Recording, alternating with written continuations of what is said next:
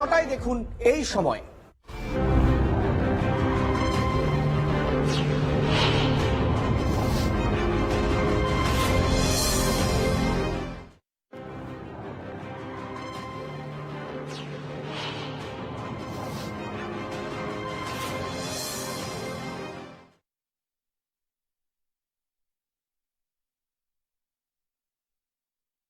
আমির master আপনারা দেখছেন ground report NKTV Bangla prime time. আজকে প্রাইম টাইম মানেই মমতা বন্দ্যোপাধ্যায়, অভিষেক বন্দ্যোপাধ্যায়, তাদের বক্তব্য, নেতাজি ইন্ডোর স্টেডিয়ামে তৃণমূলের রাজ্য সম্মেলন এবং সেখান থেকে যে নির্যাস উঠে এলো। প্রথমে বলে রাখি, এত বছর ধরে মমতা বন্দ্যোপাধ্যায় একজন দক্ষ পলিটিশিয়ান, তিনি দেখিয়ে দিয়েছিলেন কিভাবে কি করতে হয়। মমতা বন্দ্যোপাধ্যায় 2021-এর ভোটে হার মানেননি, 2024-এর ভোটে ক্লিন সুইপ করেছেন, এবার টার্গেট রাখছেন 2026-এর এবং সেই 2026-কে টার্গেট রেখে সুর রীতিমতো চড়াচ্ছেন। গত কয়েক মাস ধরে একটি জল্পনা হচ্ছিল অভিষেক বন্দ্যোপাধ্যায়, এই অভিষেক বন্দ্যোপাধ্যায় তিনি কতটা কি করতে পারবেন, তার মধ্যে দলের সঙ্গে দূরত্ব বাড়ছে কিনা, তিনি কি নতুন কোন দল করবেন নাকি তিনি তৃণমূল কংগ্রেস ছেড়ে ভারতীয় জনতা পার্টিতে যোগদান করবেন। আমরা বলছি না, খোদ অভিষেক বন্দ্যোপাধ্যায় এই সমস্ত জল্পনার কথা তুলে দিয়ে তাতে এক গ্লাস জল ঢেলে দিলেন, দিয়ে বললেন আমার কাটা মাথা থেকেও মমতা বন্দ্যোপাধ্যায় জিন্দাবাদ, তৃণমূল কংগ্রেস জিন্দাবাদ এই স্লোগানই বেরোবে।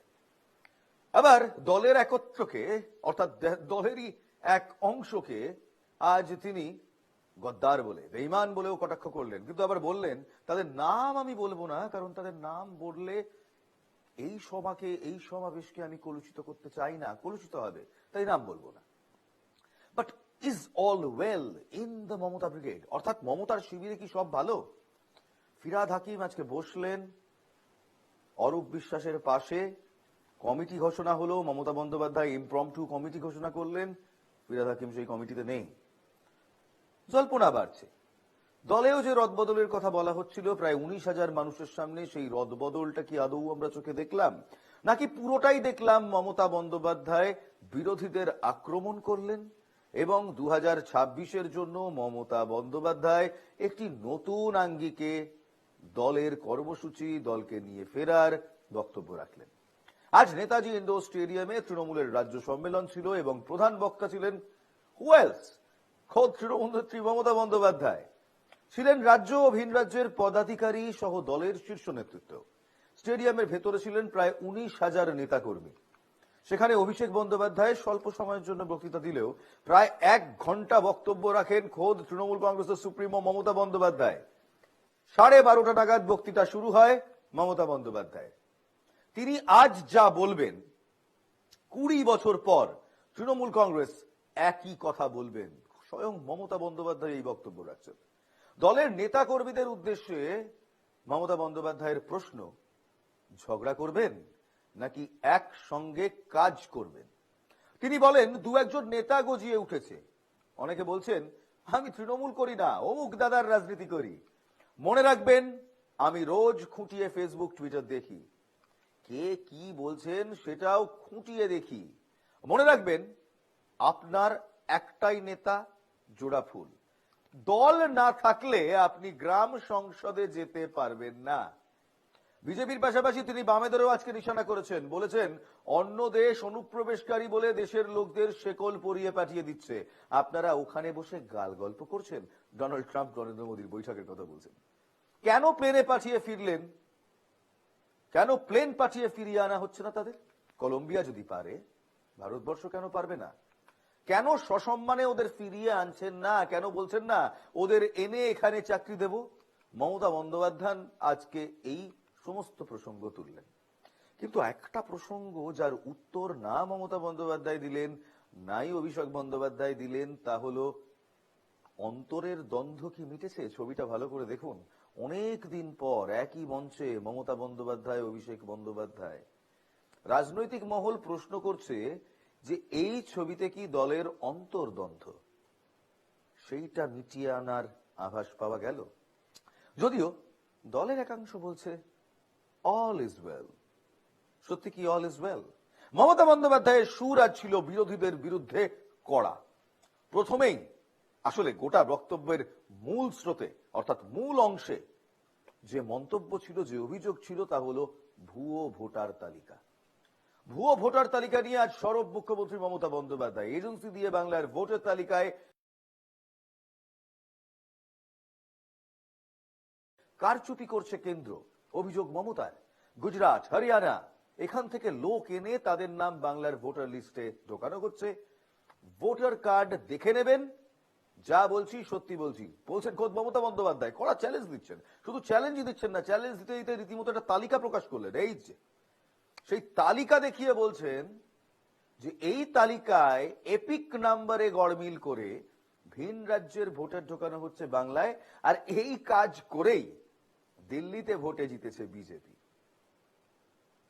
মমতা বন্দ্যোপাধ্যায় নির্বাচন কমিশনের অফিস থেকেই এই কারচুপি হচ্ছে এমনটা অভিযোগ করেছেন।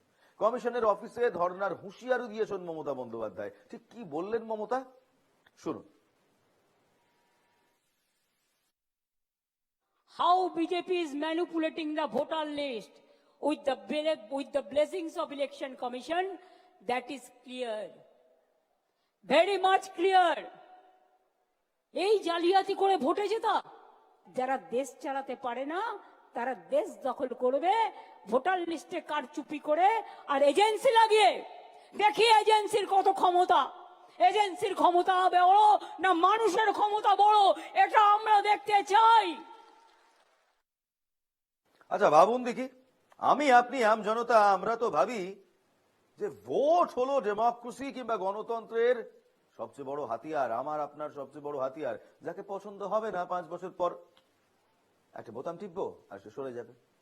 সেই ভোট যেটা আমাদের কনস্টিটিউশন গ্যারান্টি করে, সেই ভোট নিয়েও কারচুপি। আরে ভিভিপ্যাট সমস্যা শুনেছিলাম, ইভিএম সমস্যা শুনেছিলাম, এ তো একেবারে নতুন খেলা। ভোটার লিস্ট, আর সেই ভোটার লিস্টে অন্য রাজ্যের মানুষকে ঢুকিয়ে দিচ্ছেন। সম্ভব? সম্ভব কি সম্ভব নয় সত্যি জানি না, কারণ আজকালকার রাজনীতিতে দাদা যা সবকিছুই সম্ভব। যা হচ্ছে চারদিকে, সর্বত্র যা দেখতে পাচ্ছি, তাতে আরো বদ্ধপরিকর হচ্ছে এই ধারণা যে আজকালকার দিনে নেতা মন্ত্রীরা ভোটে জেতার জন্য সবকিছু করতে পারে। দল ছাড়তে পারে, দল বদলাতে পারে, চার্টার্ড ফ্লাইটে এক রাজ্য থেকে আরেক রাজ্য উড়ে যেতে পারে, হোটেল রিসর্ট পলিটিক্স হতে পারে, ঘোড়া কেনা বেচা হতে পারে। ভোটার লিস্ট তো মামুলি, আসল খেলা ভোটার লিস্ট থেকেই শুরু। খেলার নাম্বার 1 ভোটার লিস্ট, খেলার নাম্বার 2 মানুষের সঙ্গে যোগাযোগ, খেলা নাম্বার 3 এলাকায় যোগাযোগ শক্তিশালী করা, খেলা নাম্বার 4 বিজেপির হবে হার। কে বলছেন? আমরা নই, মমতা বন্দ্যোপাধ্যায়। সেই খেলা হবে উস্কে দিয়ে খেলার 4টে স্টেজ আজকে বলে দিলেন। মমতা বন্দ্যোপাধ্যায়ের খেলা বক্তব্য শুনুন। আসল খেলা ভোটার লিস্ট থেকে শুরু, ঠিক আছে? খেলা নাম্বার 1 ভোটার লিস্ট। খেলা নাম্বার 2 মানুষের সাথে যোগাযোগ করে বাড়ি বাড়ি গিয়ে সংযোগ স্থাপন করা। খেলা নাম্বার 3 সংগঠনকে শক্তিশালী করা, এলাকা এলাকায় কারা আসছে নজর রাখা, এলাকায় যাতে কোনো দুর্ঘটনা ঘটাতে না পারে, নানা রকম আমদানি রপ্তানি হচ্ছে সেটা যাতে না হয় নজর রাখা, কোনো দাঙ্গা যাতে না হয় নজর রাখা, সাম্প্রদায়িক সম্প্রীতি বজায় থাকে নজর রাখা, কোনো মানুষের উপর কোনো অত্যাচার না হয় নজর রাখা। আর খেলা নম্বর 4 বিজেপির হবে হার, মাথায় থাকবে। ভোটার লিস্ট থেকে শুরু হবে। মমতা বন্দ্যোপাধ্যায় বললেন, মাফ করবেন, মমতা বন্দ্যোপাধ্যায় বললেন যে একটি সমস্যা হয়েছে। সমস্যা হচ্ছে এই খেলা 1 2 3 4, লাস্টে গিয়ে বললেন বিজেপির হার হবে, এবং সমস্যা যাতে না হয়, সেই সমস্যা যাতে না হয় সেটা দেখার কর্তব্য তার পার্টির লোকজনদের। বলে দাঙ্গা যেন না হয়, অনেকেই সমস্যা করার চেষ্টা করবে। আমার হঠাৎ করে একটি ইন্টারভিউর কথা মনে পড়ে গেল। রাজ্যের এক প্রাক্তন মুখ্যমন্ত্রী একটি বিদেশি সংবাদ মাধ্যমকে, নামটা বললাম না আর, বিদেশি সংবাদ মাধ্যমকে সেই সাক্ষাৎকার দিচ্ছিলেন সেই 84 দাঙ্গার পর, অর্থাৎ শিখ রাইট ইন্দিরা গান্ধীর মৃত্যুর পর সাক্ষাৎকার দিচ্ছিলেন। মুখ্যমন্ত্রীর নাম জ্যোতি বসু। সাংবাদিক প্রশ্ন করছে, সর্বত্র দাঙ্গা হলো, আপনার এখানে হলো না কেন? পশ্চিমবঙ্গে দাঙ্গা হলো না কেন? জ্যোতি বসু বললেন, সরকার চায়নি তাই।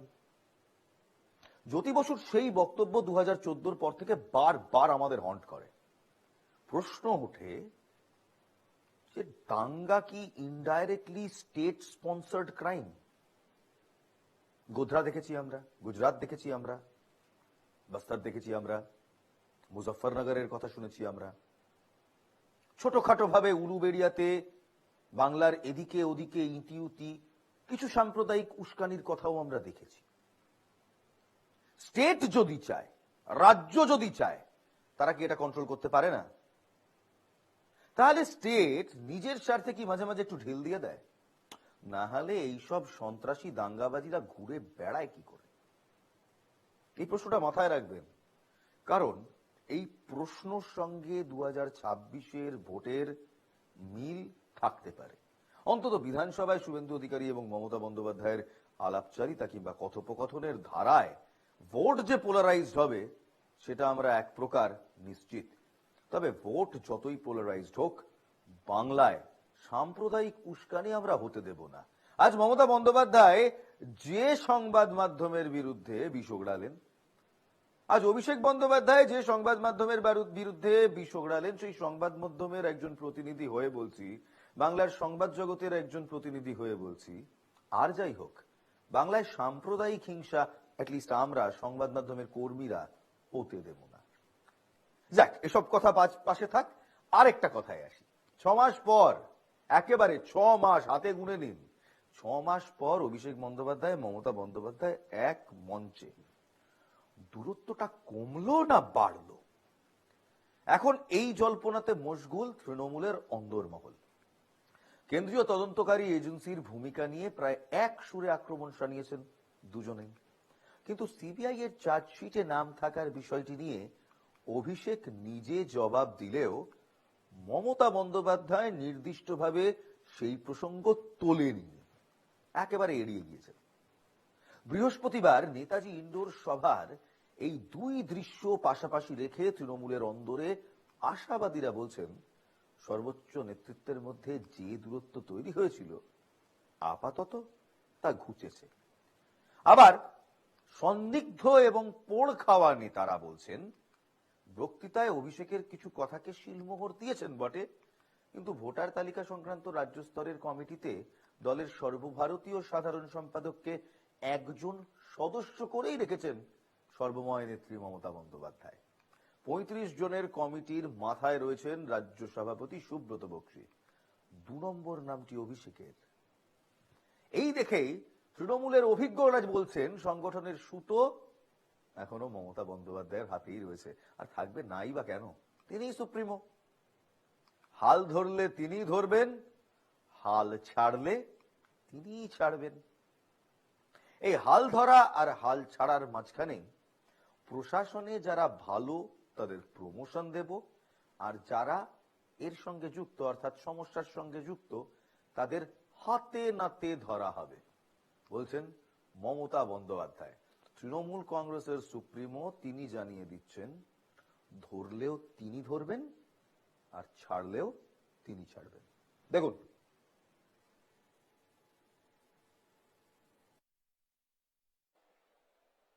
যারা ভালো তাদের আমি ভালোভাবে প্রমোশন দেব, আর যারা এই কাজটি করেছে আমি হাতে নাতে ধরবো কিন্তু ব্লকগুলো, কিন্তু তার জন্য আমার ডকুমেন্ট চাই, এভিডেন্স চাই। অনেক এআরও তার দায়িত্ব পালন করেনি, ডিস্ট্রিক্ট ম্যাজিস্ট্রেটদেরও দেখার দায়িত্ব ছিল, কিন্তু ইলেকশন আসলে আমি দেখি অ্যাডমিনিস্ট্রেশনকে ভয় দেখিয়ে চমকে ধমকে ইলেকশন কমিশন কাউকে ট্রান্সফার করে, কাউকে পোস্টিং করে, কাউকে দিল্লিতে ডেকে নিয়ে ভাবে যে তারা যেটা করবে সেটাই হবে। ওদের তো আয়ু 2 মাস না 3 মাস, তারপরে তো 5 বছর আমাদের হাতে থাকবে। এত ভয় পাওয়ার কি আছে? এত চিন্তা করার কি আছে? আর এত দুর্যোগ আশঙ্কা করারও কোনো কারণ নেই। বাংলায় যদি কেউ টিকে থাকে গ্রাসরুটে, তাহলে এটা তৃণমূল কংগ্রেস, তৃণমূল কংগ্রেস, তৃণমূল কংগ্রেস, আর কেউ নয়। মমতা বন্দ্যোপাধ্যায়ের গোটা বক্তৃতার মূল মন্ত্র কিন্তু একটাই ছিল, ভুয়ো ভোটার। এই ভুয়ো ভোটার ভারতীয় জনতা পার্টি ঢোকাচ্ছে, বাংলায় ঢোকাচ্ছে, ভিন রাজ্য থেকে ঢোকাচ্ছে। একদম নাম করে করে বলে দিয়েছেন কোন কোন রাজ্য। বলছেন গুজরাট, পাঞ্জাব, হরিয়ানা। এখান থেকে এপিক নম্বর ব্যবহার করে অনলাইনে জালিয়াতি করে মমতা বন্দ্যোপাধ্যায়ের অভিযোগ, ভারতীয় জনতা পার্টি ভুয়ো ভোটার এই রাজ্যে ঢোকাচ্ছেন। আপনার বাঙালির ভোটটা ভিন রাজ্যের অবাঙালি এসে দিয়ে যাবেন। এবার এটা তো অভিযোগ, এর সারবত্তা তো প্রমাণ করতে হবে, এবং সেটা প্রমাণ করার দায় কিন্তু মমতা বন্দ্যোপাধ্যায়েরই এই মুহূর্তে। কারণ এই নিয়ে না কোনো সিবিআই, না কোনো ইডি, না কোনো সিআইডি কোন রকম তদন্ত করছে। তদন্ত হলে ওনাকে প্রশাসনিক লেভেলে করতে হবে, ওনাকেই হাতে নাতে ধরতে হবে। এবং সেই কারণেই উনি বলছেন যে কিছু এআরও রয়েছেন, যে এআরওরা এর সঙ্গে যুক্ত রয়েছেন, অর্থাৎ প্রশাসনের একাংশ এর সঙ্গে যুক্ত রয়েছে। এবং উনি নির্বাচন কমিশনকে তো তোপ দাগছেন। এবং তাই উনি বলছেন যে যখন ধরবো হাতে নাতে ধরবো, আর হাতে নাতে ধরলে সাজাও পাবে। ভুয়ো ভোটার নিয়ে মমতা বন্দ্যোপাধ্যায় এত কিছু করলেন। আমরা এক্সপেক্ট করেছিলাম বিজেপি এর বিরুদ্ধে কথা বলবে, আমরা এক্সপেক্ট করেছিলাম ইন্ডিয়া জোটের যারা শরিক তারা মমতা বন্দ্যোপাধ্যায়কে সাপোর্ট করবে, কারণ এই প্রসঙ্গ এর আগে কংগ্রেস তুলেছে, এই প্রসঙ্গ দিল্লিতে অরবিন্দ কেজরিওয়াল তুলেছেন, একাধিক শরিকরা ইন্ডিয়া জোটের তারা তুলেছেন।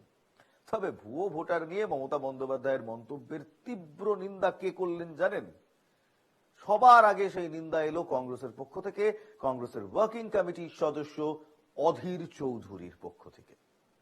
সেই অধীর চৌধুরী যার কাছে মমতা বন্দ্যোপাধ্যায় রীতিমতো চোখের কাঁটা, সেই অধীর চৌধুরী মমতা বন্দ্যোপাধ্যায়ের ফেক ভোটার নিয়ে কি বললেন? Well, ladies and gentleman, take a hard look.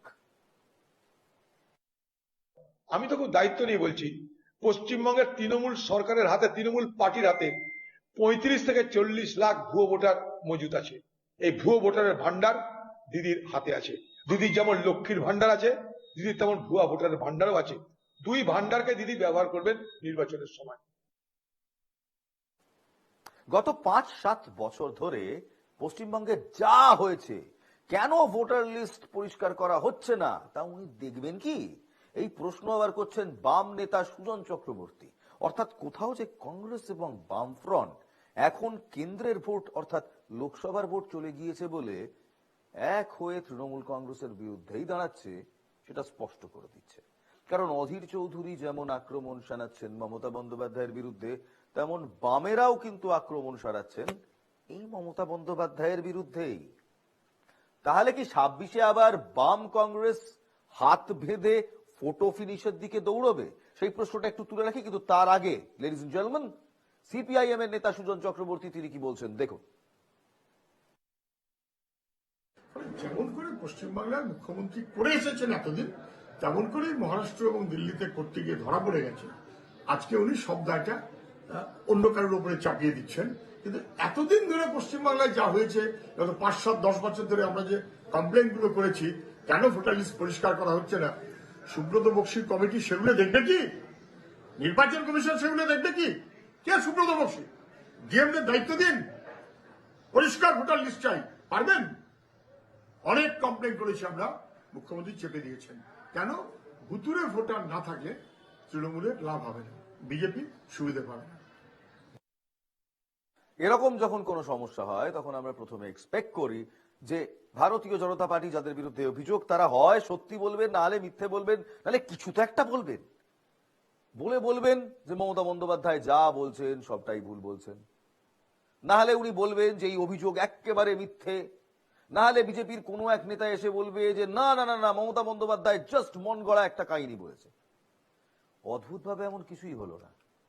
উল্টে শ্রমিক ভট্টাচার্য বললেন বাংলার ভোটার তালিকা তৈরি করে কারা তা সবাই জানে। মানে আমরা বুঝতে পারলাম না, আপনারা শুনুন, শুনে দেখুন কিছু বুঝতে পারেন কিনা। শ্রমিক ভট্টাচার্য। পশ্চিমবঙ্গে ভোটার লিস্টের কারচুপি অতীতে কারা করতো সেটাও মানুষ জানে, এখন কারা করছে সেটাই মানুষ জানে। উত্তর 24 পরগনা, দক্ষিণ 24 পরগনা, মুর্শিদাবাদে দাঁড়িয়ে, নদিয়ায় দাঁড়িয়ে তৃণমূল কংগ্রেসের নেতারা প্রকাশ্যে বলেছেন একজন বাংলাদেশির নামও যাতে বাইরে না থাকে। যারা রোহিঙ্গাদের নিয়ে আসছে পশ্চিমবঙ্গে, ভারতবর্ষের যেখানে বিদেশি নাগরিক হিসেবে বাঙালি ধরা পড়ছে, প্রত্যেকের কাছ থেকেই যে কার্ড উদ্ধার হচ্ছে সেগুলো তৈরি হচ্ছে পশ্চিমবঙ্গে। সারা ভারতবর্ষের মধ্যে যত বেশি জাল নোট ধরা পড়ে সবচেয়ে বেশি পাওয়া যায় পশ্চিমবঙ্গ থেকে, মালদার একটি জায়গা থেকে। সবচেয়ে বেশি জাল আধার কার্ড তৈরি হয় পশ্চিমবঙ্গে, সারা ভারতবর্ষেই তৈরি হয়। জাল কাগজ যে অন্য রাজ্যে তৈরি হয় না এরকম কথা কেউ বলবে না, কিন্তু সবচেয়ে এক্ষেত্রে এগিয়ে যে আছে সেটা হচ্ছে এগিয়ে বাংলা।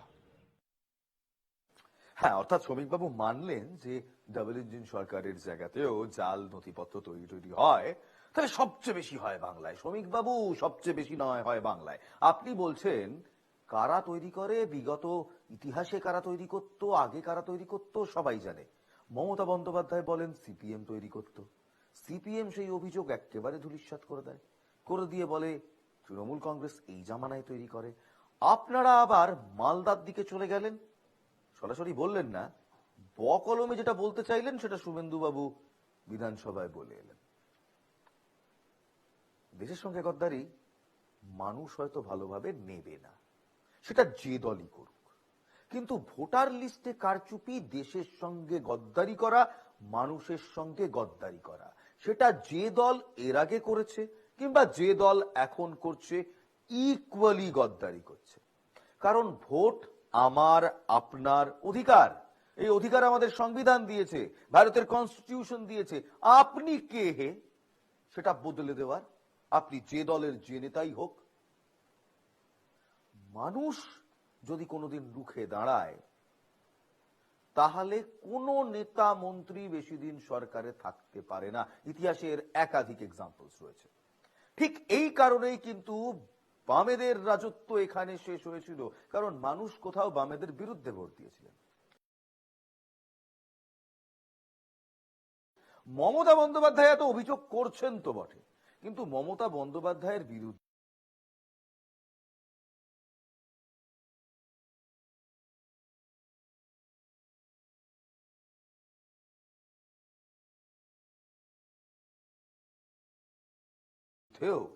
ডায়মন্ড হারবার মডেল নিয়ে নাকি এই ডায়মন্ড হারবার মডেলে ঠিক হয়ে যায়।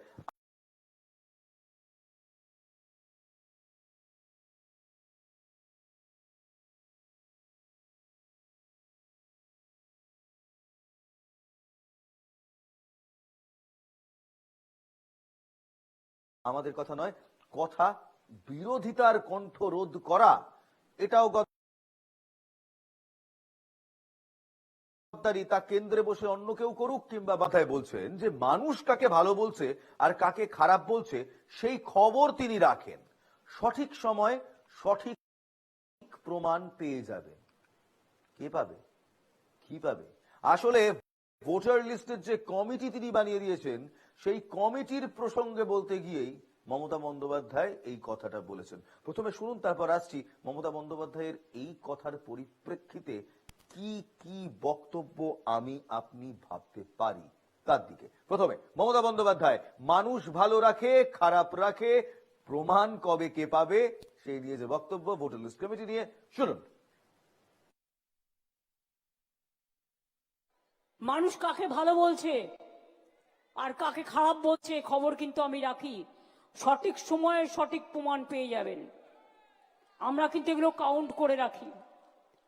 আমি এখনো বলছি 7 দিনের মধ্যে জেলা কমিটি যারা একটা করে কোর কমিটি আমরা করে দেব, যারা ভোটার লিস্টের কাজটা এখন থেকে করতে হবে। যারা ভালো করবেন তাদের সেখানে জায়গা হবে, যারা করবেন না এখন থেকে কাল থেকে তাদের জায়গা হবে না। এবং তারা কতটা করতে পারলেন 3 দিন পর পর তাকে কিন্তু ইনফরমেশন দিতে হবে, এবং ইনফরমেশন পার্টি অফিসকে পাঠাতে হবে, তৃণমূল ভবনে পাঠাতে হবে সুব্রত বক্সির কাছে।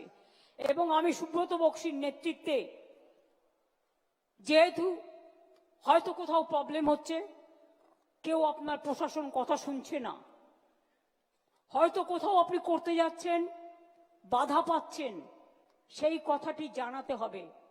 তার জন্য আমি স্টেট লেভেলে এই ভোটার লিস্ট সংক্রান্ত একটা কমিটি করে দিচ্ছি। তাদের রোটেশন অনুযায়ী অফিসে 4 জন করে বসতে হবে এখন কাল থেকে রেগুলার। তারা বসবেন এবং তারা কথাগুলো শুনবেন, সমাধান করবেন। না করতে পারলে আমাকে যোগাযোগ করবেন। তার কারণ হচ্ছে আমি কিন্তু always available for this type of work.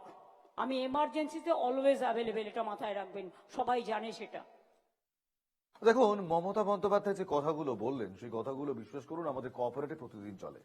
কর্পোরেটে আমরাও জানি যে ভালো কাজ করবে তার মেয়াদ বেশি, যে খারাপ কাজ করবে তার মেয়াদ কম, যে বস যত পপুলার তার টিমমেটসের সঙ্গে তার কদর তত বেশি, যে বস আনপপুলার আস্তে আস্তে ফেজ আউট হয়ে যায়। কর্পোরেটের নিয়ম। কিন্তু মমতা বন্দ্যোপাধ্যায় তো আর কর্পোরেট চালাচ্ছেন না। মমতা বন্দ্যোপাধ্যায় একটি সংগঠন চালাচ্ছেন, যে সংগঠন রাজনীতি করে এবং যে সংগঠন সরাসরি আমার আপনার উন্নয়ন, কল্যাণ এই সমস্ত প্রকল্পের সঙ্গে যুক্ত। এবং সেখানেই আসে আমাদের দ্বিতীয় প্রশ্ন। মানুষ যাকে ভালো বলছে সেটা যদি আপনি জানেন, তাহলে এখনো কিছু নেতা যারা বারবার ধর্মের নামে, বারবার জাতের নামে উস্কানি দেয়, তাদের বাইরে ছেড়ে রেখেছেন কেন? তাদের বিরুদ্ধে কোন রকম অ্যাকশন নেননি কেন? হুমায়ুন কবির, তিনি হঠাৎ করে মুর্শিদাবাদে বসে এমন কিছু কথা বললেন যেগুলো মানুষ ভালোভাবে নেয়নি। বাঙালি মননে এরকম চিন্তা ভাবনা আসে না, কিন্তু তার বিরুদ্ধে দল ঠিক কি অ্যাকশন নিল? তাকে পার্টি থেকে বহিষ্কার করলেন না, একটু বকে দিলেন, তাই না? কিংবা ধরুন কীর্তি আজাদ তার কনস্টিটিউয়েন্সির মানুষের জন্য ঠিক কতটা ভালো কাজ করেছেন, কতটা ভালো কাজ করেননি, সেগুলোর খোঁজ নিয়েছেন আপনি? কিংবা ধরুন আজকে যে নেত্রী আপনার দলের, যে রাজ্যসভার সংসদ আজকে এসে আপনার গুণগান গাইলেন, বহু বছর আগে তার টেলিভিশন শো থেকে আপনি মাওয়িস্ট পিপল, সিপিএম পিপল বলে মাইক খুলে ছুঁড়ে ফেলে দিয়ে ওয়াকআউট করেছিলেন। সেই ইতিহাসের জাস্টিফিকেশন কি আমরা পেয়েছি? পাইনি। তাই মানুষ কি চাইছে মমতা বন্দ্যোপাধ্যায় যেমন বলছেন তিনি জানেন। আমাদের প্রশ্ন, মমতা বন্দ্যোপাধ্যায় কি জানেন যে তার দলের একাংশ এমন এমন বিবৃতি দেন যেটা মানুষ শুনতে চায় না? একেবারে on the religious lines. Mayor Firoz হাকিমও আছেন, যিনি হঠাৎ করে একটি সম্প্রদায়ের ব্যাপারে বিশেষ কিছু বক্তব্য রাখলেন এবং রেখে কেন কি রাখলেন কেউ জানেন না। গতকাল পুরসভার যে বিভ্রাট হলো, অর্থাৎ ওই ছুটি, ঈদের ছুটি এবং বিশ্বকর্মা পুজোর ছুটি, এই বিভ্রাট কেন হলো সেটা কি মমতা বন্দ্যোপাধ্যায় খতিয়ে দেখেছেন কিংবা দেখবেন? কারণ কোথাও এগুলো খারাপ মেসেজ পাঠায়। কাদের কাছে? আম জনতার কাছে। যে আম জনতা চায় তার রাজ্যে শান্তি বজায় থাকুক, তার রাজ্যে চাকরি হোক, তার রাজ্যে উন্নয়ন হোক, তার রাজ্যে শিল্প হোক, তার রাজ্যে রোজগার বাড়ুক, তারা চায় না তার রাজ্যে ধর্ম, জাতি এই সব ভিত্তিতে হানাহানি বাড়ুক। তাহলে এমন নেতা, এমন প্রশাসকদের কেন তাদেরকে ছেড়ে রাখা হয়?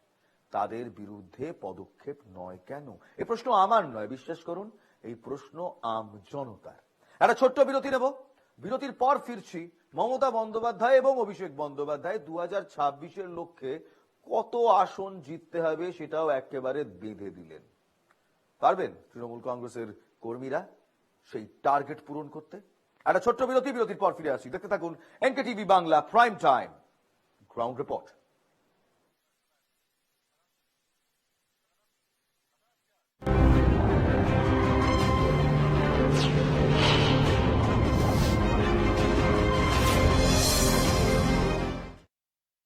সময় কম, এখন থেকে এই 26-এর দিক নির্দেশ মমতার।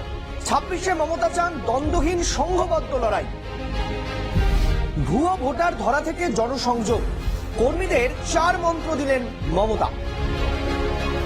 সিবিআই চার্জশিটে তার নাম থাকা নিয়ে অবস্থান স্পষ্ট করলেন অভিষেক, কিন্তু কার্যত এ বিষয়ে চুপ রইলেন মমতা। আমি সৈকত, আমার সঙ্গে রাত 9টায় দেখুন এই সময়। দেশ বিদেশ, শহর জেলা, কি ঘটছে, কোথায় ঘটছে, কে বলছেন, কি বলছেন, রং ছাড়া সোজা সাপটা দেখুন সুপার প্রাইম টাইম প্রতিদিন রাত 8টায়।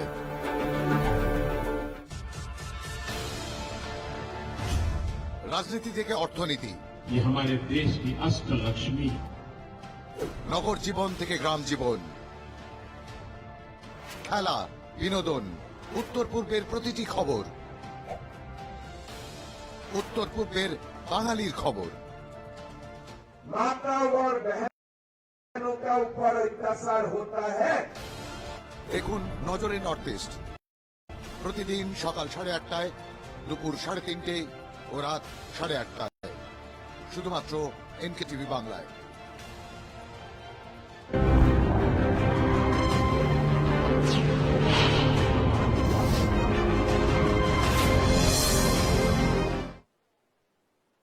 ফিরে এলাম বিরতির পর। আপনারা দেখছেন গ্রাউন্ড রিপোর্ট।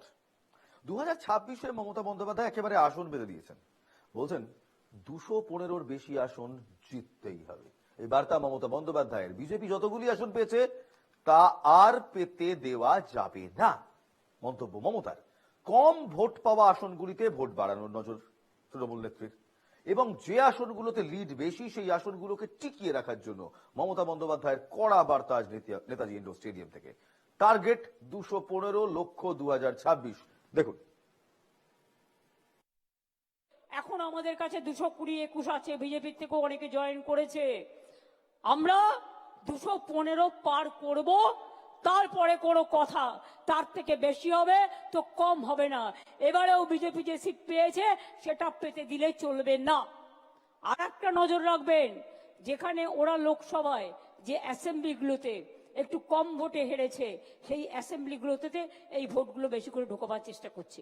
সেই অ্যাসেম্বলিগুলোতেও বেশি করে কেয়ার নেবেন। বিজেপি নিয়ে কথা তো বললেন বিজেপিকে এত বেশি আসন পেতে দেওয়া যাবে না। আমাদের প্রশ্ন হচ্ছে, মমতা বন্দ্যোপাধ্যায় বামেদের নিয়ে কোনো কথা বললেন না কেন?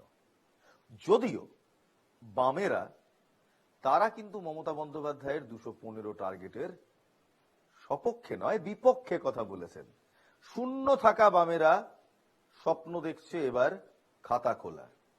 সেই খাতা কি আদৌ খুলবে? অঙ্কটা ঠিক কোথায় গিয়ে দাঁড়াবে যদি আদৌ খাতাটা খোলে? সুজন বাবুর সঙ্গে কথা বলেছিলাম টার্গেট 215 নিয়ে। সুজন বাবুর প্রতিক্রিয়া শুনুন। এবার আরএসএস যা বলবে, যদি বলে 2/3 তৃণমূল নেবে, বাকিটা বিজেপিকে দেবার জন্য ওনাকে সম্মত হতে হবে। ফলে আরএসএস এর পরিকল্পনায় তৃণমূল বিজেপি, কিন্তু এই দুইকে কাটিয়ে গোল কি করে দিতে হয় সেটা মানুষ জানে। নিজের ভোট মানুষ দিলে তৃণমূল বিজেপি দুজনেরই হাল বেহাল হবে। বেশ, যখন বামেরা নতুন করে আবার ফিরে আসার স্বপ্ন দেখছে, এবং সেই স্বপ্ন সত্যিও হতে পারে, কারণ মানুষ যদি লেসার ডেভিলস এর বাইরে গিয়ে ভোটের জন্য নতুন কোন সমীকরণ চুজ করতে যান, তাহলে কিন্তু নাম আসে বামেদেরই।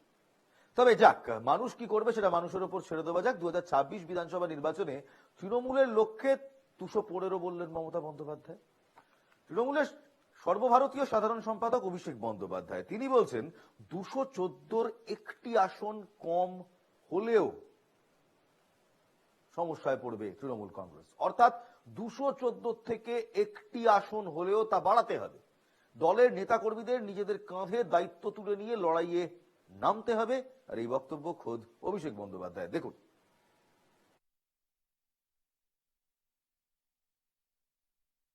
কিন্তু লড়াইটা নিজের কাঁধে তুলে নিয়ে 214 থেকে একটা আসন হলেও আমাদের বাড়াতে হবে।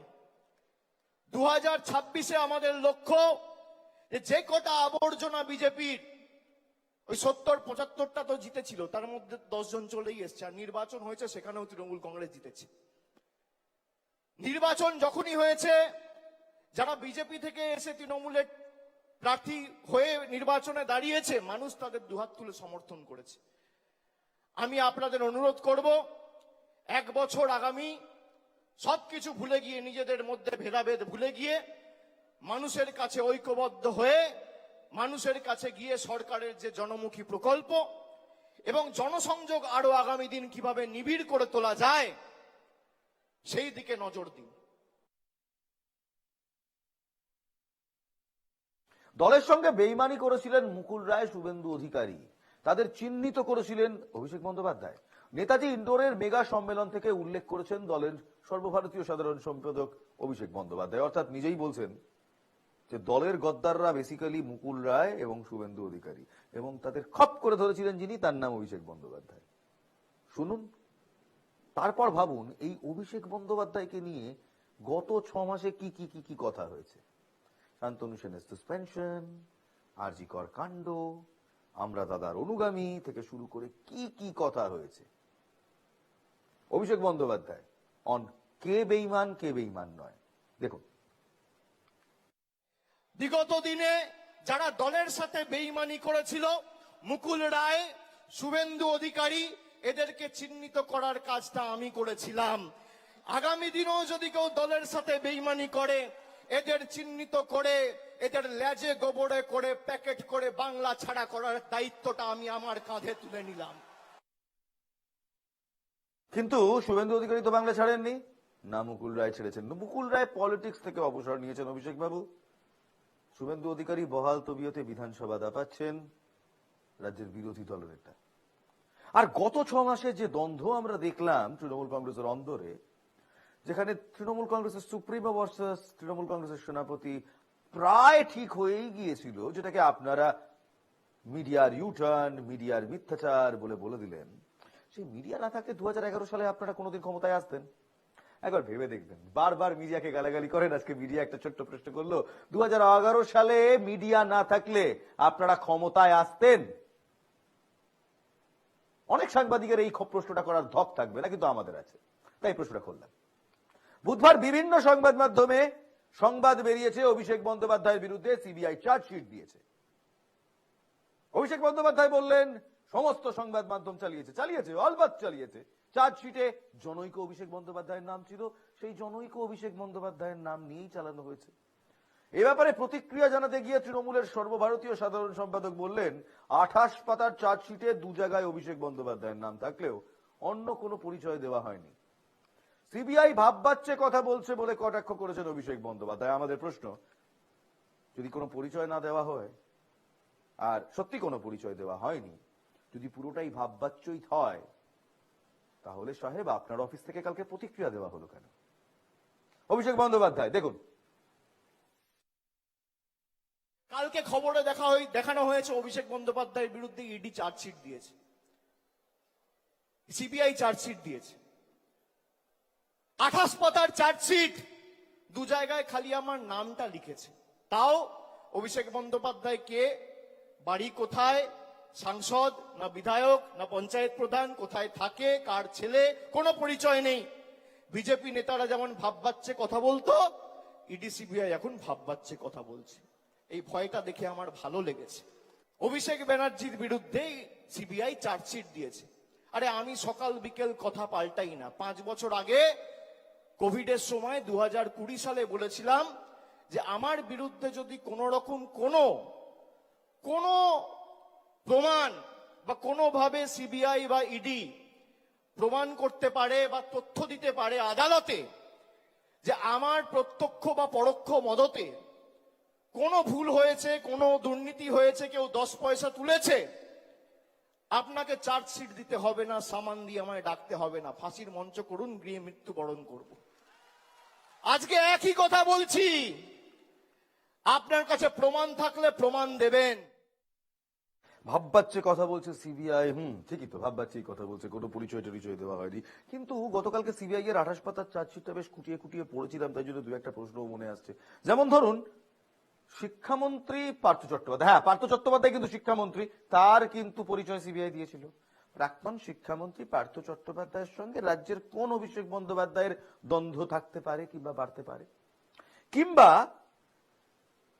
এই নিয়োগ দুর্নীতি স্ক্যান্ডালে রাজ্যের এমন কোন অভিষেক বন্দ্যোপাধ্যায় আছেন যিনি 15 কোটি টাকা ডিমান্ড করতে পারেন, যে দাবি সিবিআই করেছে তাদের সাপ্লিমেন্টারি চার্জশিটে। পুরোটাই ভাববাচ্চে লিখেছে সিবিআই। সেই ভাববাচ্চকে পজিটিভ করার দায় কার? সিবিআই এর। কারণ সিবিআইকেই প্রমাণ করতে হবে এক্স্যাক্টলি কার কথা তারা বলছে। এর আগেও একবার দেখেছি আমরা অমৃতা সিনহার এজলাসে কেন্দ্রীয় তদন্তকারী সংস্থা রীতিমতো বঞ্চিত হচ্ছে, কারণ তাদের কাছে আবার এক জনৈক অভিষেক বন্দ্যোপাধ্যায়ের ব্যাংক অ্যাকাউন্ট ডিটেলস অ্যাড্রেস ছিল না বলে। এদিন নেতাজি ইন্ডোর সেখানে যে দলের মেগা সম্মেলন ছিল, সেখানে অভিষেক বন্দ্যোপাধ্যায় বলছেন যে বাজারে নাকি রটিয়ে দেওয়া হচ্ছে অভিষেক বন্দ্যোপাধ্যায় বিজেপিতে যাবেন। গলা কেটে দিলেও কাটা গলা থেকে মমতা বন্দ্যোপাধ্যায় জিন্দাবাদ বেরোবে, বলছেন তৃণমূলের সর্বভারতীয় সাধারণ সম্পাদক অভিষেক বন্দ্যোপাধ্যায়। আমাদের প্রশ্ন, আপনার সেবাশ্রম নিয়ে সবচেয়ে বেশি তুলোধনা যদি আপনাকে কেউ করে থাকে, সেটা আপনার দলের কিছু সিনিয়র নেতা মন্ত্রীরা, যারা বলেছিল এটা একজন সাংসদের ব্যক্তিগত প্রচেষ্টা এবং কোথাও এটা প্রশাসনের স্বাস্থ্য ব্যবস্থার দিকে আঙুল তোলে। অভিষেক বন্দ্যোপাধ্যায়, কাটা মাথা থেকে মমতা বন্দ্যোপাধ্যায় জিন্দাবাদ বেরোবে, সেই বক্তব্য শুনুন। বাজারে রটিয়ে দেওয়া হচ্ছে অভিষেক বন্দ্যোপাধ্যায় বিজেপিতে যাবে। আরে আমার গলা কেটে দিলে কাটা গলা থেকে মমতা ব্যানার্জি জিন্দাবাদ বেরোবে। আমি বেঈমান নই। বাজারে ছড়িয়ে দেওয়া হচ্ছে নতুন দল আসছে, বিজেপির হাতে কলকে আর তামাক খেয়ে কয়েকটা সংবাদ মাধ্যম আর দু চারটে সাংবাদিক এই কাজটা করছে। আমি তাদের নাম করে এই সবার পরিবেশ নষ্ট করব না। আর খবরে যা দেখবেন, আমি আপনাকে বলছি 100তে 100টাই মিথ্যে। কোন খবরের কথায় বিশ্বাস করবেন না। যত দোষ সাংবাদিকদের, সংবাদ মাধ্যম আর সাংবাদিকরা, তারাই নাকি এই কাজটা করছেন। আচ্ছা সত্যি বলুন তো, খবর করা কি পাপ, না খবর করা ভুল, নাকি প্রশ্ন করা পাপ? এই রাজ্যে কি এই পরিস্থিতি এসছে যেখানে সত্যি সাংবাদিকতা করলে এমন কুৎসা মেলে? রাজ্যে শাসক দলের এক যুব নেতা যখন চাইবেন যা চাইবেন বলতে পারবেন। যদি সত্যি ভুল খবর হয়ে থাকে, করুন না, কেস করুন, ডিফেমেশন সুটস করুন, আপনাদের তো উকিলের ফৌজ আছে, লাগিয়ে দিন। তা না করে বারবার সংবাদ মাধ্যমকে কেন? এই সংবাদ মাধ্যমই তো আপনার বার্তা 10 কোটি বাঙালির কাছে পৌঁছে দেয়। সেই সংবাদ মাধ্যমের প্রশ্নে যদি আপনারা কোপ লাগাবার চেষ্টা করেন কিংবা এভাবে মিডিয়াকে আক্রমণ করেন, তাহলে নরেন্দ্র মোদী কেন প্রেস কনফারেন্স করে না, কিংবা নরেন্দ্র মোদী কেন প্রেস কনফারেন্স করে সাংবাদিকদের প্রশ্নের উত্তর দেয় না, সেটা বলার কোনো অধিকার আপনাদের নেই। বিজেপির এখন এমন দুর্দিন আসেনি যে বিজেপি অভিষেক বন্দ্যোপাধ্যায়কে দলে নিতে হবে। মানুষ বিজেপির সঙ্গে আছে, বলছেন শ্রমিক ভট্টাচার্য। শ্রমিক ভট্টাচার্যের বক্তব্য শুনুন। বিজেপির এখনো এত দুর্দিন আসেনি যে অভিষেক বন্দ্যোপাধ্যায়কে জয়েন করানোর জন্য বাজারে রটনা করতে হবে। মানুষ বিজেপির সঙ্গে আছে। মানুষের জীবনের প্রত্যেকটা তাপ উত্তাপ উত্থান পতনকে দেশের প্রধানমন্ত্রী নরেন্দ্র দামোদর দাস মোদী নেতৃত্বে বিজেপি তার কর্মসূচি নিয়ে দেহ মন দিয়ে স্পর্শ করেছে, আর মানুষ তার উত্তর দিয়েছেন। তাহলে কি দাঁড়ালো? দাঁড়ালো এই যে আজকে তৃণমূলের মেগা সম্মেলন থেকে আমরা 3টি নির্দেশ পেলাম। একটি কমিটি করা হলো, যেই কমিটিতে সেকেন্ড ইন কমান্ড হলেন অভিষেক বন্দ্যোপাধ্যায়, দায়িত্ব থাকলো সুব্রত বক্সির কাছে। দ্বিতীয়, ভারতীয় জনতা পার্টি ভিন রাজ্য থেকে ভোটার ঢুকিয়ে ভোটার লিস্টে কারচুপি করছে, এপিক নাম্বারকে হাতিয়ার করে এই গড়মিল করা হচ্ছে, এই অভিযোগ করলেন মমতা বন্দ্যোপাধ্যায়। 3, অভিষেক বন্দ্যোপাধ্যায়ের কাছে যত দোষ সাংবাদিক বাস, যত দোষ আমরা করেছি, খবর আমরা দেখিয়েছি, তাই আমরা সমস্যায়, আমরা প্রবলেম্যাটিক, মিডিয়ার দোষ। রাজ্যে উন্নয়ন হচ্ছে, যা বাজে খবর দেখছেন সব মিডিয়া নিজের মন থেকে করছে, তাই মিডিয়া তাই দেখায় যা ঘটে, এবং যা ঘটে তাহাই রটে, তাই আমরা দেখাই। দ্বিতীয় এই মিটিং থেকে আমরা পেলাম মমতা বন্দ্যোপাধ্যায় খুব সহজভাবে বুঝিয়ে দিলেন তিনি দলের শেষ কথা। তিনি একমাত্র ক্যান্ডিডেট যিনি সরাসরি চোখে চোখ রেখে নরেন্দ্র মোদী এবং সেন্ট্রাল বিজেপিকে টক্কর দিতে পারেন। দ্বিতীয় নেতা এখনো আসেনি। মমতাময়ী Trinamool Congress, Trinamool equals to Mamata and Mamata equals to Trinamool, এটা মমতা বন্দ্যোপাধ্যায় সহজভাবে বুঝিয়ে দিলেন। ঠিক যেমন এককালে ইন্দিরা গান্ধী বুঝিয়ে দিয়েছিলেন India is equal to Indira and Indira is equal to India. সহজভাবে বলতে গেলে মমতা বন্দ্যোপাধ্যায় কোনো অংশে ন্যাশনাল পলিটিক্সের টপ ফিগার হওয়ার জায়গায় এখনো অত্যন্ত এগিয়ে রয়েছেন, কোনো অংশে কম নন। তিনি পারবেন নরেন্দ্র মোদীর চোখে চোখ রেখে লোকসভা হোক কিংবা বিধানসভা হোক সেন্ট্রালে বিরোধিতা করতে, তিনি পারবেন ন্যাশনাল পলিটিক্সে নিজের ছাপ রেখে যেতে, এবং তিনি পারবেন তৃণমূল কংগ্রেসকে রাজ্য স্তর থেকে উঠে ন্যাশনাল লেভেল পলিটিক্সে নিয়ে আসতে। দ্বিতীয় কোনো নেতা নেই, এটাই আজকে মমতা বন্দ্যোপাধ্যায় বললেন, এবং তিনি বলে দিলেন ধরার হলে তিনি ধরবেন, ছাড়ার হলেও তিনি ছাড়বেন। এবার আসি পশ্চিমবঙ্গের বিরোধী দল অর্থাৎ ভারতীয় জনতা পার্টির কথায়। পশ্চিমবঙ্গের এক ঝাঁক বিজেপি নেতা নেত্রী তাদের নিরাপত্তা প্রত্যাহার করে নিল স্বরাষ্ট্র মন্ত্রক। বিধানসভা ভোটের 1 বছর আগে একসঙ্গে বঙ্গ বিজেপির 32 জনের নিরাপত্তা তুলে নেওয়া অত্যন্ত তাৎপর্যপূর্ণ, এমনটাই বলছে রাজনৈতিক মহলের একাংশ। এর কারণে প্রশ্ন উঠছে, বাংলা কি আর বিজেপির শীর্ষ নেতৃত্বের পাখির চোখ নয়?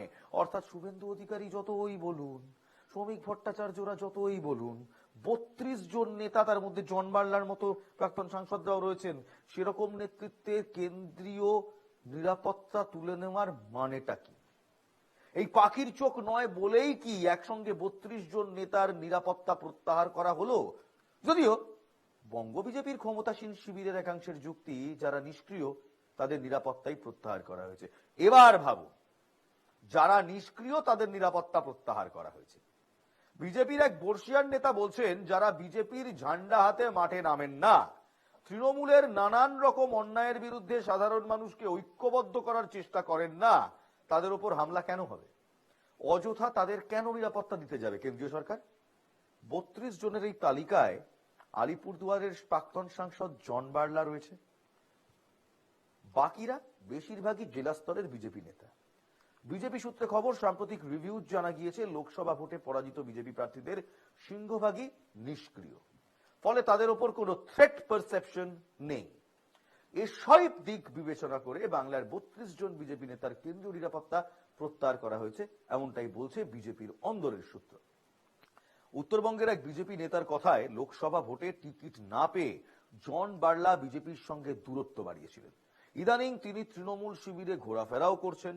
রাজ্যের শাসক দলের সঙ্গে থাকলে নিরাপত্তার কোনো প্রয়োজনই নেই, তাই জন বার্লার নিরাপত্তা হাওয়া। তালিকায় উল্লেখযোগ্যভাবে আছেন জন বার্লা, প্রাক্তন আইপিএস দেবাশিস ধর, শঙ্কুদেব পণ্ডা সহ মুর্শিদাবাদ, দক্ষিণ 24 পরগনা, নদিয়া, উত্তর দিনাজপুর জেলার বিজেপি সভাপতিরা। কেউ ছোট নেতা নয়, জেলা সভাপতিরা। প্রত্যেকেই 3 থেকে 6 জন করে কেন্দ্রীয় নিরাপত্তা রক্ষী পেতেন। এছাড়াও একাধিক সাংসদ পদপ্রার্থী এই তালিকায় রয়েছেন। তাদের সবার নিরাপত্তা সরিয়ে নেওয়া হয়েছে। এক নজরে দেখব যেসব বিজেপি নেতার নিরাপত্তা রক্ষী প্রত্যাহার করলো ভারতীয় জনতা পার্টি, কাদের কাদের নিরাপত্তা গেল। দেখুন, তপশিলি জাতি উপজাতির জাতীয় কমিশনের সহসভাপতি অরুণ হালদার, কোচবিহারে বিজেপির রাজ্য কোর কমিটির সদস্য অভিজিৎ বর্মন, দক্ষিণ 24 পরগনার জেলা সভাপতি অভিজিৎ দাস, বিজেপির রাজ্য নেতা অজয় রায়, নদিয়ার জেলা সভাপতি অর্জুন বিশ্বাস, উলুবেড়িয়ার সাংসদ পদপ্রার্থী অরুণোদয় পাল চৌধুরী, আরামবাগের সাংসদ পদপ্রার্থী অরূপকান্তি দিগর, দক্ষিণ 24 পরগনা ও জয়নগর ও মজিলপুর পুরসভার 2 নম্বর ওয়ার্ডের বিজেপি নেতা অশোক কান্ডারি, জগদীশপুরের বিজেপি নেতা অশোক পুরকায়স্থ, দক্ষিণ 24 পরগনার বিজেপি নেতা মন্দির ব্রজ, উত্তর 24 পরগনার উত্তর দিনাজপুরের বিজেপি জেলা সভাপতি বাসুদেব সরকার, বিজেপির প্রাক্তন সাংসদ দশরথ তির্কে, বিজেপির রাজ্যের যুগ্ম আহ্বায়ক দেবব্রত বিশ্বাস, ডায়মন্ড হারবারের বিজেপি নেতা দেবাংশু পণ্ডা, বিজেপির বীরভূম লোকসভা কেন্দ্রের প্রার্থী দেবাশিস ধর, বিজেপির মুর্শিদাবাদ জেলা সভাপতি ধনঞ্জয় ঘোষ, দক্ষিণ 24 পরগনার বিজেপি নেতা দীপক হালদার, বিজেপির রাজ্য নেতা জয়দীপ ঘোষ, বিজেপির রাজ্য নেতা জীবেশ চন্দ্র বিশ্বাস, আলিপুরদুয়ারের প্রাক্তন সাংসদ জন বার্লা, বিজেপি নেতা লোকনাথ চট্টোপাধ্যায়, মুর্শিদাবাদের বিজেপি নেতা নির্মল সাহা, মুর্শিদাবাদের বিজেপি নেতা নিভাস চক্রবর্তী, রাজ্যের বিজেপি নেতা নিত্যানন্দ চট্টোপাধ্যায়, বিজেপির রাজ্য আহ্বায়ক পলাশ রানা, বোলপুরের বিজেপি সাংসদ পদপ্রার্থী পিয়া সাহা, ঝাড়গ্রামের বিজেপি নেতা প্রণত টুডু, বিজেপি নেত্রী প্রণতি মাঝি, বিজেপির বোলপুরের সাংগঠনিক জেলা সভাপতি সন্ন্যাসী চরণ মণ্ডল, বিজেপির রাজ্য নেতা শঙ্কুদেব পান্ডা, ঘাটালের বিজেপি জেলা সভাপতি তন্ময় দাস, কোচবিহার জেলা সাধারণ সম্পাদক তাপস দাস। এই 32 জনের কেন্দ্রীয় নিরাপত্তা হাওয়া। বিজেপি বলছে, বিজেপির একাংশ বলছে দলের অন্দর থেকে খবর নিষ্ক্রিয়, তাই নিরাপত্তা লাগবে না, কারণ নিষ্ক্রিয় বলে থ্রেট নেই। এনারা কি বলছেন? যোগাযোগ করার চেষ্টা হয়েছিল, প্রতিক্রিয়া পাওয়া যায়নি। অর্থাৎ এই মুহূর্তে যদি দেখি, ভারতীয় জনতা পার্টির 32 জন, তাদের মধ্যে অনেকেই জেলা সভাপতি, তাদের মধ্যে অনেকে আবার লোকসভার প্রার্থী ছিলেন, আবার অনেকে চেনা মুখ যাদের টেলিভিশনে আপনারা দেখেন, যারা দলের স্পোকসপারসন হিসেবে দলকে রিপ্রেজেন্ট করেন, প্রাক্তন সাংসদ, তারাই যদি নিষ্ক্রিয় হয়ে পড়ে, তাহলে বিজেপির সাংগঠনিক স্ট্রেংথ নিয়ে তো প্রশ্ন উঠছে। 1 কোটির টার্গেট এখনো হয়নি। এই যে নির্বাচন হচ্ছে দলের অন্দরে, কে মন্ডল সভাপতি হবেন, কে রাজ্য সভাপতি হবেন, বিভিন্ন বিভিন্ন জায়গায় যে নির্বাচন হচ্ছে, সেখানেও দ্বন্দ্ব কম নেই। তার উপর 32 জন নিষ্ক্রিয় বলে নিরাপত্তা প্রত্যাহার, অর্থাৎ থ্রেট নেই বলেই নিরাপত্তা প্রত্যাহার, থ্রেট নেই কারণ তারা নিষ্ক্রিয়, এই যে বক্তব্য রাখছে, তারপর খুব একটা কি ভারতীয় জনতা পার্টিকে নির্বাচনের ঠিক 1 বছর আগে শক্তপোক্ত কিংবা বলবান হিসেবে দেখা যাচ্ছে? ঠিক করবেন আপনারা, কারণ at the end of the day জনতা जो है सब जानती है। আসুন, বিজেপি তৃণমূল কংগ্রেস ছেড়ে এবার যাই আমার আপনার একটা ইস্যুতে, আমার আপনার একটা প্রসঙ্গে। বলছি, আমি আপনি নিশ্চয়ই চাইবো না আমাদের দেশে যারা আইন বানায় কিংবা যারা ল মেকার্স, তারা দাগি আসামি হন, চাইব না। 6 বছরের যে নিষেধাজ্ঞা ছিল, সেটাই যথেষ্ট ফৌজদারি মামলায় দোষী সাব্যস্ত রাজনীতিকদের ভোটে দাঁড়ানোর অধিকার। চিরতরে কেড়ে নেওয়া ঠিক হবে না, এমন বলছে কেন্দ্র। অর্থাৎ মাঝখানে একটি তরজা হয়েছিল, যারা দাগি আসামি তারা কেন ভোটে দাঁড়াবেন, তারা জনপ্রতিনিধি বা কেন হবেন, তারা আবার দেশের আইন সুরক্ষার ব্যবস্থা নিজেদের হাতে কেন তুলে নেবেন, তারা কেন ল মেকার্স হবেন। স্বাভাবিক, যারা আইন ভাঙছে তাদের হাতেই আপনি দেবেন আইন বানানোর প্রক্রিয়া। এই নিয়ে বলা হচ্ছে যে না না, চিরতরে তাদের কাছ থেকে ভোটে দাঁড়ানোর অধিকার কেড়ে নেওয়ার দরকার নেই, 6 বছর সাসপেন্ড হলেই হবে। গোটা বিষয়টি সুপ্রিম কোর্টের এখতিয়ারের মধ্যেও পড়ে না। এই সংক্রান্ত সিদ্ধান্ত গ্রহণের অধিকারী একমাত্র পার্লামেন্ট, সংসদ। বুধবার সুপ্রিম কোর্টে এমনই সওয়াল কেন্দ্রীয় সরকারের। দোষী সাব্যস্ত নেতা মন্ত্রীদের ভোট রাজনীতি থেকে আজীবন বিরত রাখতে শীর্ষ আদালতে আর্জি জানান বিজেপি নেতা তথা আইনজীবী অশ্বিনী উপাধ্যায়। যদিও নরেন্দ্র মোদী সরকার এদিন হলফনামা পেশ করে সেই আর্জির বিরোধিতা করেছে। ভাবুন, বিজেপিরই একজন আর্জি করছে, আর বিজেপি আবার সেই হলফনামা দিয়ে সেই আর্জি খারিজ করছে। কেন্দ্রের বক্তব্য, দোষী সাব্যস্ত রাজনীতিবিদদের উপর আজীবন নিষেধাজ্ঞা আরোপ বড্ড কঠোর। নিষেধাজ্ঞার মেয়াদ কতদিনের হওয়া উচিত সে বিষয়ে সংসদে আগেই সিদ্ধান্ত গ্রহণ করা হয়েছে, আর বিষয়টি শুধুমাত্র সংসদের এখতিয়ারে পড়ে। আদালতে আইনজীবী অশ্বিনী উপাধ্যায়ের আবেদন 2016 সালে, দেখাবো 2016 সালে আইনজীবী অশ্বিনী উপাধ্যায় এ ব্যাপারে আবেদন করেছিলেন। উপাধ্যায় নিজের আবেদন 1951 সালের জনপ্রতিনিধি আইনের 8 এবং 9 নম্বর ধারাকে চ্যালেঞ্জ জানিয়েছিলেন। জনপ্রতিনিধিত্ব আইনের 8-এর 1 ধারায় ফৌজদারি মামলায় নেতা মন্ত্রীদের দোষী সাব্যস্ত হওয়ার দিন থেকে 6 বছরের জন্য নিষেধাজ্ঞা আরোপের কথা বলা হয়েছে। ইতিমধ্যে যারা জেলে রয়েছেন তারা মুক্তির দিন থেকে 6 বছর পর্যন্ত ভোটে প্রার্থী হতে পারেন না। আইনের 9 নম্বর ধারায় দুর্নীতি বা আনুগত্যহীনতাদের দায়ে সরকারি কর্মীদের ওপর 5 বছর নিষেধাজ্ঞার আরোপের কথা বলা হয়েছে। অশ্বিনী উপাধ্যায় অবশ্য উভয় ক্ষেত্রেই আজীবন নিষেধাজ্ঞা চাপানোর দাবি তুলেছিলেন। কেন্দ্রীয় সরকার হলফনামা দিয়ে কি বলছেন শুনবেন। দেখুন, কেন্দ্রীয় সরকার বলছে নিষেধাজ্ঞার সময়কাল সংসদ দ্বারা নির্ধারিত হয়। শাস্তির ক্রিয়াকলাপকে একটি উপযুক্ত সময়ের মধ্যে সীমাবদ্ধ করে অযথা কঠোরতা এড়ানো হয়। কেন্দ্র জানিয়েছে বর্তমান বিধানগুলি সাংবিধানিকভাবে সঠিক, এগুলিতে কোনো পরিবর্তন সংসদের আইনি কর্তৃত্বের মধ্যে পড়ে, বিচার বিভাগের বিবেচনার মধ্যে পড়ে না। এই বিষয়ে বিধির পুনর্লিখন বা সংসদকে একটি বিশেষ পদ্ধতিতে একটি আইন প্রণয়ন করার নির্দেশ দেওয়া সম্পূর্ণরূপে বিচার বিভাগের ক্ষমতার বাইরে। এটি এমন একটি আইন যে আদালত সংসদকে একটি আইন তৈরি করতে বা একটি নির্দিষ্ট উপায়ে আইন প্রণয়নের নির্দেশ দিতে পারে না। 2013 সালে সুপ্রিম কোর্টের রায় দিয়েছিল এবং সেই রায় অত্যন্ত স্পষ্ট ছিল কিছু কথা, যেমন উচ্চ আদালত স্পষ্ট জানায় অন্তত 2 বছর কারাবাসের সাজা হলে সঙ্গে সঙ্গে সংসদ বা বিধানসভা থেকে সংশ্লিষ্ট এমপি বা এমএলএ কে বহিষ্কার করতে হবে রাহুল গান্ধী। যদিও এই রায় বাতিল করতে একটি অর্ডিন্যান্স জারি করে তৎকালীন মনমোহন সিং সরকার, এর প্রবল বিরোধিতা করে বিজেপি ও বামেরা, এমনকি স্বয়ং রাহুল গান্ধী ওই অর্ডিন্যান্সকে ছিঁড়ে ফেলার কথা বলেছিলেন। ঘরে বাইরে প্রবল চাপের মুখে শেষ পর্যন্ত মনমোহন সরকার পিছু হটতে বাধ্য হয়। বাতিল হয় অর্ডিন্যান্সটি। 2023 সালে প্রধানমন্ত্রীর মানহানি মামলায় 2 বছর কারাদণ্ড হয় কংগ্রেস সাংসদ রাহুল গান্ধীর। অর্ডিন্যান্স না থাকার সুবাদে সঙ্গে সঙ্গেই সংসদ থেকে বহিষ্কৃত হন রাহুল গান্ধী। অবশ্য পরে শাস্তি থেকে রেহাই পেয়ে স্বমহিমায় লোকসভায় ফিরে আসেন তিনি। তারপর থেকেই ফৌজদারি মামলায় দোষী সাব্যস্ত রাজনীতিকদের ভোটে প্রার্থী হওয়ার ব্যাপারে নিষেধাজ্ঞা নিয়ে হইচই চলছে। কিন্তু এখানে প্রশ্ন হলো, একজন নেতা, তিনি আবার শাসক দলের, কেন্দ্রীয় শাসক দলের, তিনি যখন এমন একটি আইন আনতে গেলেন যে আইন বলে যে দাগী আসামিদের, অর্থাৎ যারা আইন ভাঙেন, দাগী আসামি যারা ক্রিমিনাল, তাদের দেশের ল মেকার্স হওয়ার কোনো এখতিয়ার নেই, সেটার বিরোধিতা করছে খোদ কেন্দ্রীয় শাসক দল। কারণটা কি? কারণ হলেন, স্ট্যাটিস্টিক্স ঘেটে একটু পড়ে নিন, পৃথিবীর কোনো রাজনৈতিক দল পাবেন না, অ্যাটলিস্ট ভারতবর্ষের কোনো রাজনৈতিক দল পাবেন না যেখানে কারো বিরুদ্ধে কোনো ফৌজদারি মামলা নেই। প্রমাণ হোক আর না হোক, তাদের বিরুদ্ধে ফৌজদারি মামলা আছে কি নেই নিজেরাই গিয়ে একটু ইন্টারনেটে সার্চ করে পড়ে নিন। তালিকার সবার উপরে আছে বিজেপি, তৃণমূল কংগ্রেসও আছে, কংগ্রেসও আছে, যে দলের নাম নেবেন সে দল আছে। অর্থাৎ আমার আপনার স্বপ্ন যে আমাদের ওপরে যারা বসবে, যারা আমাদের শাসন করবে, কোট আনকোট শাসক যারা, তারা একটু শিক্ষিত হবেন, একটু মার্জিত হবেন, ক্রিমিনাল হবেন না। সেটা খোদ কেন্দ্র সরকারই আবার হলফনামা দিয়ে সুপ্রিম কোর্টে বলছে না না, এমন কিছু দরকার নেই, 6 বছর না লড়লেই হলো। ভাবা যায়? আজ এই পর্যন্তই। আমার এক প্রিয় চিত্রপালোচনের পরিচালক বলে গিয়েছিলেন, ভাবা প্র্যাকটিস করো। আমি আপনিও একটু ভাবি যে আমাদের চয়েসটা কি বিটুইন দ্য লেসার ইভিলসেই আটকে যাবে, নাকি আমরা কোনোদিন কোনো কালে একটা ঠিকঠাক রাজনৈতিক ব্যবস্থা এই দেশে পাবো, যে রাজনৈতিক ব্যবস্থা ধর্মের নামে লড়াবে না, জাতের নামে উস্কাবে না, বিভাজনের রাজনীতি করবে না, কথা বলবে শুধু আমার আপনার আম জনতার। জয় হিন্দ।